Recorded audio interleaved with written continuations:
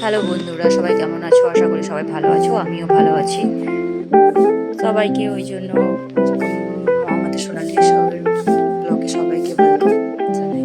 ওই জিয়া কালকে বাজার থেকে এসে ওই স্কুলে গেছিল, স্কুল থেকে এসে ওই আমার সাথে গল্প করছিল একটু। বললাম কী খেলে, স্কুলে কী খাওয়া দাওয়া করলি? ও বলছে ওই ডাল সোয়াবিন দিয়ে ভাত দিয়েছে, এখন তাদের সকালে স্কুল হচ্ছে তো এসে ওই জন্য আমার সাথে এসে গল্প করছিল। আপনার জল খাওয়া দাওয়া করেছিস? বলছে না, জলটা খাইনি, ভাত খাওয়াচ্ছি। প্রচুর খেয়েছি, অনেকটাই খেয়েছি, পেট পুরো ভর্তি হয়ে আছে।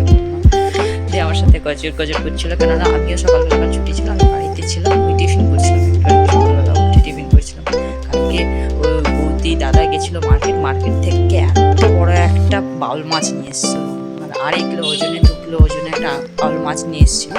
ঠিক আছে, কেননা যেহেতু বৌদি টাকা দিয়েছিল, বৌদি আমাদেরকে কালকে পাঠিয়ে দিচ্ছিলো, যেহেতু আমি বাড়িতে ছিলাম তাই জন্য বৌদি আমাদেরকে পাঠিয়ে দিচ্ছিলো, তাই জন্য নিয়ে এসেছিল দাদা আর কি, বাউল মাছ নিয়ে এসেছিলো 2.5 কিলো ওজনে। আর একটা ছিল খাড়া মাছ। ঠিক আছে, ওটা খাড়া মাছটা খুব তেঁতুল দিয়ে টক করলে খুব সুন্দর লাগে খেতে। ওটা অনেক বড়, 3-4 কিলো ওজনের ছিল, দাদা কেটে নিয়ে এসেছিল। কেটে নিয়ে এসছে আর এখানে রান্নার সরঞ্জাম হয়ে গেছে। ওই রান্না হচ্ছে কিমা শাকের ভাজা হবে, ফুলকপি আলু দিয়ে বাউল মাছের ঝোল।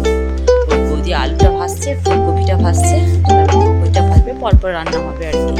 এই খাড়া মাছগুলো বের করে রাখা হয়েছিল, টক হবে, তেঁতুল দিয়ে টক হবে। আর এই ফুলকপি ভেজে রেখেছে, এই বাউল মাছটা বৌদি ভাজছে, হালকা হালকা করে ভেজে নিচ্ছে ভালো করে। আগে তেল দিয়ে, বেশি করে তেল দিয়ে ভালো করে ভেজে নিল।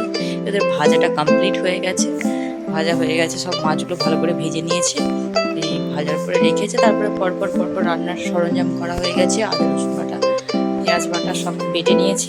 আর কালকেটা আরও একটা স্পেশাল মেনু ছিল, যেটা বৌদি রান্না করেছিল, সেটা হলো সজনা শাকের ফুলের বড়া।